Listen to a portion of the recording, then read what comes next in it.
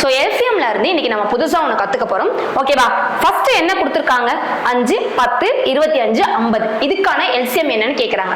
So LCM அப்படின்றது least common multiplier. சரியா? So இப்போ இதுல என்ன பண்ணணும்னா இதுல எது கிரேட்டர் நம்பர்னு பார்க்கணும். ஸோ பெரிய நம்பர் எது? 50 தானே. இப்போ அடுத்து நம்ம என்ன செக் பண்ணணும் அப்படின்னா ஃபர்ஸ்ட் இந்த 5, இந்த 5ல 50 வரும் தானே, அப்போ இது விட்டுரு.